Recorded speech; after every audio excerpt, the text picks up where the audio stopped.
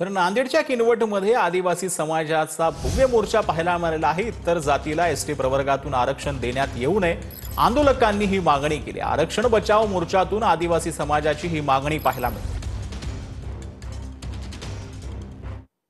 तर मंत्री शंभूराज देसाई उद्या कर्जत, अहिल्यानगर, जामखेड भागात पूरस्थितीची पाहणी करणार आहेत। महायुतीच्या सर्व मंत्र्यांना पूरस्थितीची पाहणी करण्याचे आदेश मुख्यमंत्र्यांनी दिले आहेत।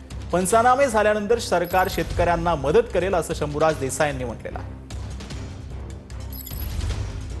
सरकारकडे या नुकसान भरपाईला जसे जसे पंचनामे प्राप्त होतील, पंचनामे प्राप्त झाल्यानंतर सरकार शेतकऱ्यांच्या पाठीशी आहे म्हणून शेतकऱ्याला या अडचणीतल्या मदत करावी अशा पद्धतीची एकमुखी मागणी किंवा एकमुखी अशा पद्धतीचा आग्रह सरकारकडे धरावा। सर्व पक्षाच्या महायुतीतल्या सर्व मंत्र्यांनी उद्यापासून दौरे करावेत असा देखील आजच्या बैठकीमध्ये सर्व मंत्र्यांना सूचना देण्याचं ठरलं। मी उद्या सकाळी अहिल्यानगरला, कर्जत, जामखेड ज्या परिसरामध्ये अजूनही पाऊस सुरू आहे, मी उद्या दिवसभर त्या भागामध्ये